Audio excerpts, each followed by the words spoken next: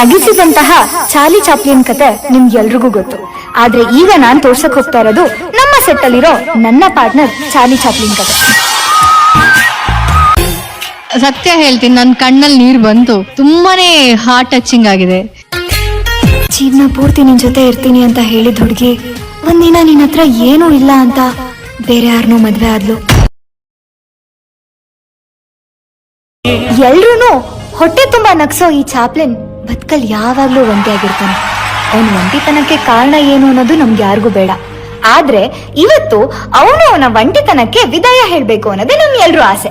Surya, we are all with you and we all love you Surya. ಹೇಗಿತ್ತು ನಿನ್ life? Thank you. ನನ್ನ life ನ ಮತ್ತೆ ರೀಕಾಲ್ ಮಾಡಿದ್ದಕ್ಕೆ. ನಾನು ಅನ್ಕೊಂಡಿದ್ದೆ ಅಂದ್ರೆ ನನ್ ಲವ್ ಫೇಲ್ಯೂರ್ ಆದಾಗ ಲೈಫ್ ಬ್ಲಾಂಕ್ ಅನ್ಸ್ಬಿಟ್ಟಿತ್ತು. ಮುಂದೇನು ಲೈಫ್ ಇಲ್ಲ ಅನ್ನೋ ಮಟ್ಟಕ್ಕೆ ಬಂದಿದ್ದೆ. ನವೆಂಬರ್ 1ಕ್ಕೆ ನನ್ನ ಲವ್ ಫೇಲ್ಯೂರ್ ಆಗುತ್ತೆ. ನಾ ಅಮ್ಮಂಗೆ ಫೋನ್ ಮಾಡಿದಾಗ, ಅಮ್ಮ ನನ್ನ ಲವ್ ಫೇಲ್ಯೂರ್ ಆಯ್ತು ಅಂದಾಗ ನಿನ್ ಕೆಲಸ ಇದೆಯಾ ಕೇಳಿದ್ಲು. ಸಂಜೆ ಈವೆಂಟ್ ಇದೆ ಅಮ್ಮ, ಈವೆಂಟಿಗೆ ತಲೆ ಕೊಡು, ಇದಕ್ಕೆ ತಲೆ ಕೊಡ್ಬೇಡ ಅಂತ.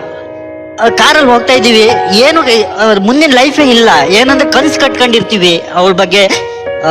ಅಂದ್ರೆ ನಾನು ಅವಳನ್ನು ಮದುವೆ ಆಗ್ತೀನಿ, ಮಕ್ಕಳಾಗತ್ತೆ, ಏನೇನೋ ಕನ್ಸುಗಳು. ಗಾಡಿಯಲ್ಲಿ ಹೋಗ್ತಾ ಇದೀವಿ, ಮುಂದಿನ ಲೈಫೇ ಇಲ್ಲ.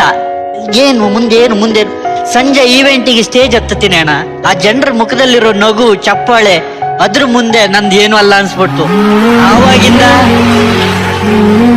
ಆವಾಗಿಂದ ನನ್ನ ಪರ್ಸನಲ್ ಲೈಫಿಗೆ ಪ್ರಾಮುಖ್ಯತೆನೆ ಕೊಡ್ಲಿಲ್ಲ. ಮಲಗಿದಾಗ, ನಿಂತಾಗ ಎಲ್ಲ ಕಡೆನೂ ಕಾಮಿಡಿ ಕಾಮಿಡಿ ಕಾಮಿಡಿ ಅನ್ಕೊಂಡೇ ಬಂದೆ.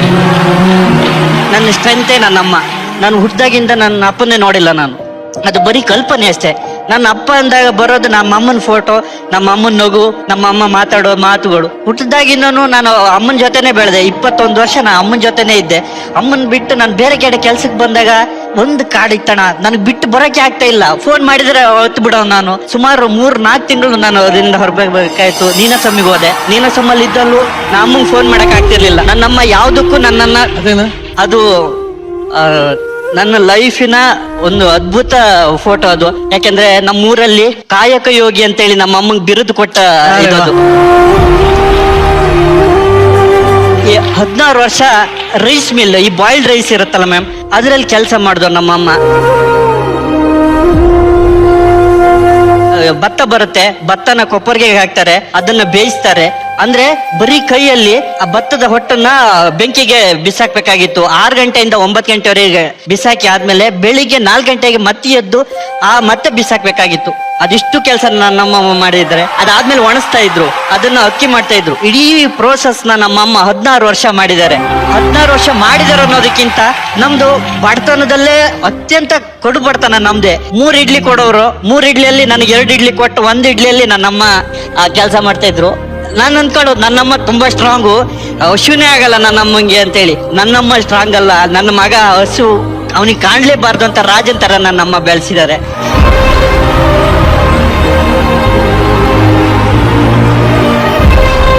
ನನ್ಗೆ ನನ್ನಮ್ಮ ಬಿಟ್ರೆ ಬೇರೆ ಯಾವ ಇದು ಇಲ್ಲ ಅಣ್ಣ. ನನ್ನ ಕನ್ಸಿರೋದೇ ನನ್ನ ಮನೆ ಆಗ್ಬೇಕು. ಆ ಮನೆಗೆ ನನ್ನ ಅಮ್ಮನ ಹೆಸರು, ಅಮ್ಮನ ನಿಲಯ ಅಥವಾ ಅಮ್ಮನ ಮನೆ ಅಂತೇಳಿ ಆ ಮನೆಗೆ ಹೆಸರಿಡ್ಬೇಕು ಅನ್ನೋದೇ ನನ್ನ ಕನ್ಸು. ಇನ್ನೊಂದು 3 ತಿಂಗಳು, ಜೂನ್ ಜುಲೈಯಲ್ಲಿ ನನ್ನ ಮನೆ ಆಗತ್ತೆ. ಖುಷಿ ಇದೆ ಅಣ್ಣ. ನಾನು ದುಡ್ದಿರೋ 80% ದುಡ್ಡನ್ನ ನಾನು ಮನೆಗೆ ಹಾಕಿದ್ದೀನಿ. ಜಾಗ ಇರ್ಲಿಲ್ಲ, ಜಾಗ ತಗೊಂಡೆ. ಬಾವಿ ಇರ್ಲಿಲ್ಲ, ಬಾವಿ ಮಾಡಿಸಿದೆ. ಇವಾಗ ಮನೆ ಇರ್ಲಿಲ್ಲ, ಮನೆ ಆಗ್ತಿದೆ. ಇದಿಷ್ಟೇ ನಂದು ಡ್ರೀಮ್ ಇದ್ದಿದ್ದೆ ಇಷ್ಟೇ. ಇದು ಕಂಪ್ಲೀಟ್ ಆಯ್ತಂದ್ರೆ ನಾನು ಇನ್ನೂ ಆರಾಮಾಗಿ ಕೆಲ್ಸದ ಕಡೆ ಗಮನ ಕೊಡ್ತೀನಿ ಅಣ್ಣ. ಒಂದು ಸರ್ಪ್ರೈಸ್ ಆಯ್ತು, it was beautiful. Thank you sir. ಏನಾದ್ರು ಇದೆಯಾ? ಹೌದು, ಇನ್ನೂ ಒಂದಿದೆ. But I have a request. ಈ ನಮ್ ಸ್ಟೇಜ್ ಅಲ್ಲಿ 2 ಬಿಗ್ ಲೆಜೆಂಡ್ಸ್ ಇದ್ದೀರಾ ನೀವು. ಸೊ ನಿಮ್ಮ ಬ್ಲೆಸ್ಸಿಂಗ್ಸ್ ಬೇಕು. ನೀವು ನಿಮ್ ಕೈಯಾರೆ ಆ ಗಿಫ್ಟ್ ನ ಅವನಿಗೆ ಕೊಡ್ಬೇಕು ಅನ್ನೋದು ನನ್ನ ಆಸೆ. ದಯವಿಟ್ಟು ಪ್ಲೀಸ್ ಬನ್ನಿ. ಅಲ್ಲಿ ಒಂದ್ ಸ್ವಲ್ಪ ಕರೆಕ್ಟ್ ಮಾಡ್ಕೊಳ್ಳಿ. He is the legend, not me. Ultra pro legend ಒಬ್ರಿದ್ದಾರೆ ಅಂಡ್ ಲೆಜೆಂಡ್ ಒಬ್ರಿದ್ದಾರೆ.